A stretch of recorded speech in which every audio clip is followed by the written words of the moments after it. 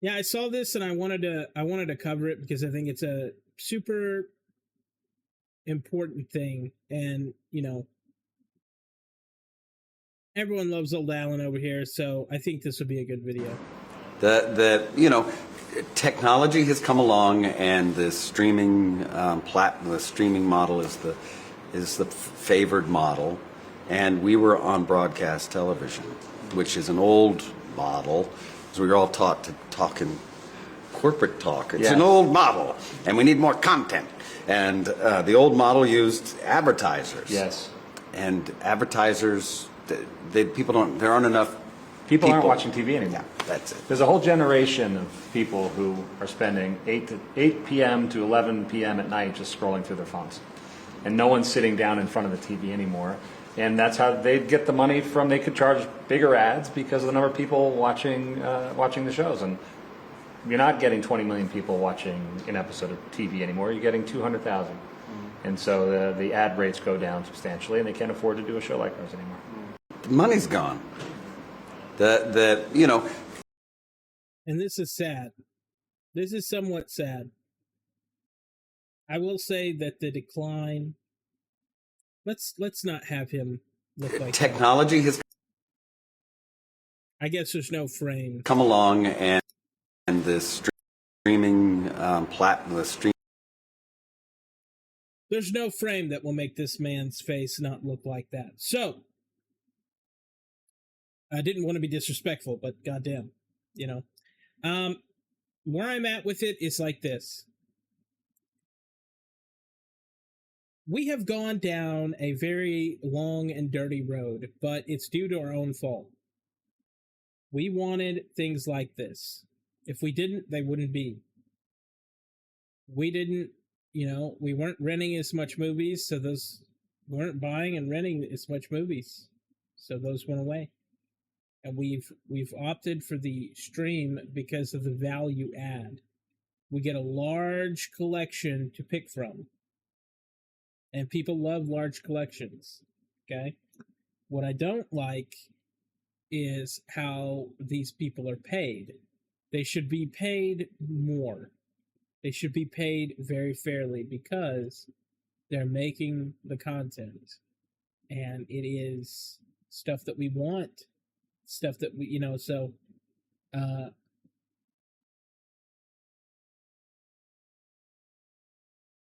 yeah, I mean, the thing is, the Resident Alien show that he's in is a good show. I've seen it. It's not bad. It's certainly not the best show ever. Let's be honest. It's not the best show ever, but it's got, it's kind of a unique idea, and it's coming off the back of other stuff, obviously. But at the same time, if they're not being paid, I think cable television needs to quit sabotaging themselves and become either a studio or something that sells directly to the streaming platforms, because all they're doing is hanging on to something that's not going to be there in 100 years. We're just not going to have that. And I know that some of them, like AMC, have other interests, like they have movie theaters and stuff like that to fall back on, or other interests. They didn't just own the TV station. And they have actually made their own platform, but how do you make your platform made up of only your shows better than owning a subscription to Netflix, for example?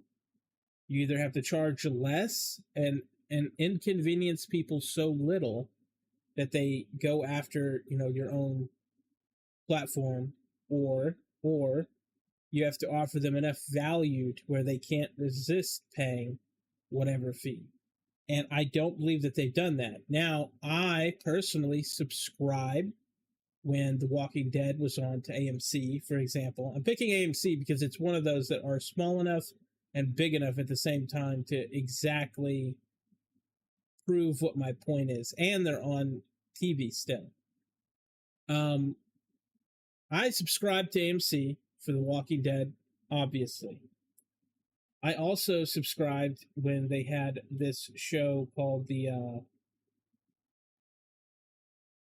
oh damn. I don't remember the name of it. Anyway, they're in a town. There's a bunch of monsters. They get trapped in the town. For fuck's sakes, people are going to eat me alive in the comments for not knowing the name of it. I actually watched it a lot, too. I'm not kidding.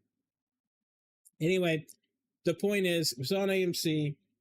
I get the subscription, and then I stop paying for it when the shows are done.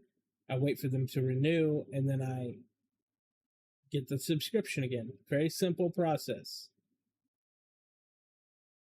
Where I'm at with it is they don't have any other, like, there's no alternatives. Like, we're not going to buy per episode unless the episodes were very cheap. Like, say you could buy a whole season of a show for $4. We'd probably do that. You can't do that on physical media. Physical media is going to be at least $30, maybe, for a box set with all the trimmings, with the nice box, and So where we're at is, like, we don't have any alternatives, right? So his story is sad, right? But what's the end game? The end game really needs to be that those companies stop sabotaging these actors by putting it on TV, and go ahead and shutting down and move toward streaming themselves, or other avenues. Because, I mean, yes, you can develop something and then sell it to a bigger studio, or Netflix or something. You can do that, and it is lucrative. But for the actors and for the writers and for the people, it's not good. Now, Netflix has saved a number of shows, and I believe Hulu has as well, from being taken off the air, because they'll pick them up when the studio is done, because they can't make enough money at a certain point. Because when you have a show that's new, it's a big spike in popularity. The popularity goes down over time, but your costs actually go up. Why? Because when an actor is being locked into a continuous year-on-end thing, their salaries go up. And that's because they have the Screen Actors Guild stuff, where the way that they're paid is like that. But your revenue goes down. Usually, how this works is the very first season of the show is new, fresh, it's a lot of eyeballs, it was advertised. Okay, but then once everyone knows what the show is, maybe they don't come back for seconds. Again, I could bring up The Walking Dead. The Walking Dead is a primary example of this, where it came out, it was fucking massive. And then they got rid of that guy, so he wasn't making it anymore, who would have made it amazing, and it went down. Maybe he wouldn't have made the same decisions. Maybe, we could wish that we lived in that world where we could have seen that, but it didn't happen. But as the costs go up, the revenue goes down, because when you're at a point where you don't have millions of people watching you, because The Walking Dead, I think, premiered with a fuckload of people. But I think by the time season 11 came around, it was less. It was way, way, way, way less. So they didn't have a choice but to end it, right? And they couldn't keep paying the actors. But what you'll see lately, just to explain this for people who don't know, what you'll see lately is they'll take those actors and they'll spin them off onto these other series. That's because they can afford to pay that main actor more, but the new people who enter the series are not paid as much, which is good, because the show can fix its budget, start a new series, and they'll get those highs because it's a new series, but they won't be paying the actors much either because it's not a continuous show yet. They're not locked into a multi-season contracts and things like that. They're not locked in a way that is expensive yet, but it will go up as they go toward the later seasons. So the first, I would say, 3 seasons in America, very manageable, very profitable. Once you hit that 3rd season, that's usually the ticket. Once you hit that 3rd season, you better be done with the show, or you better figure it out. Now, let's say that a show was not received with the highest degree. They usually cancel it by the 2nd because they already know what's coming during the 3rd, 4th, and so on. So I just thought this was important to talk about. I realize that most people will not care about this. I am sad for people like him who really put all of their effort and all of their stuff into, what they're doing and the characters that they're making, and the show is decent, and it's worth a watch. It's obviously worth a watch.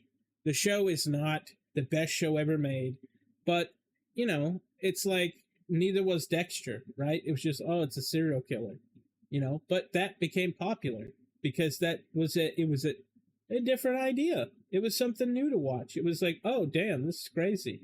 And then the actor put himself into it, but that was back when they could make money doing that. And I'm sure that this show would have continued had it not been for the issues with how our system is around these shows.